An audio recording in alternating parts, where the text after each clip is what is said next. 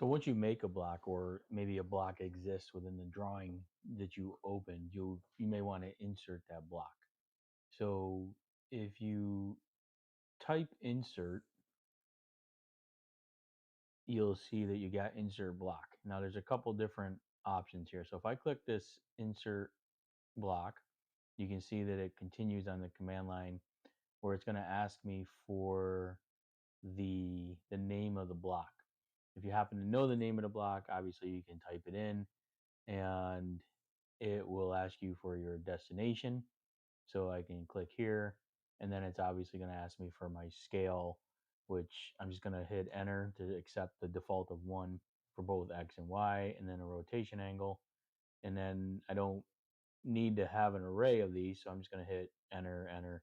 And there's a lot of entering going on when you do it that way, to get that block. Now, if you go to the menu and click insert in block, or go to draw and then come down here to say insert block, you can see make block, insert block, and the attributes are all listed here. So depending on which one you pick, it all will do the same. It brings up this dialog box that you see over here, which gives you a preview of the block. And then if you pull the drop down arrow down here, you can see all the other, you know, potential blocks that are in your drawing. So there's the BCP. If I scroll down a little further, there's probably more. You can scroll over and see these are all some of these other options. So you can see that is a particular, looks like a pump of some sort. So these are blocks that have been brought in with this particular drawing.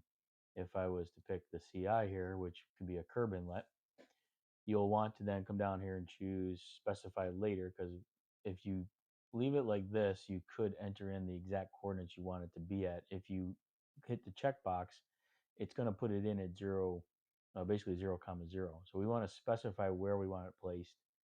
The scale we can keep here, that leave as applied uniform scale, and this way it doesn't prompt us to enter in the scale or the array rows, horizontal rows, and columns.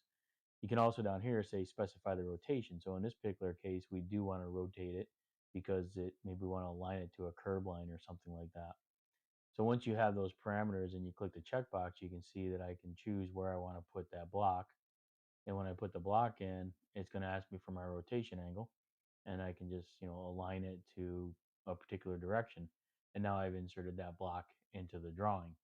So a couple different ways of doing it. I think the easiest might be using the insert block, and that way, especially if you don't know the name of the block, you can search for the block and find it before you insert it.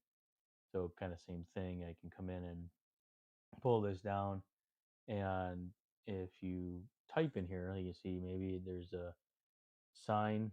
So if I was to, maybe it's SGN, if it exists, which it doesn't look like it does, but you can format it. So if I just say B, there's the bollard, single bollard single. So it's just basically a circle with a dot.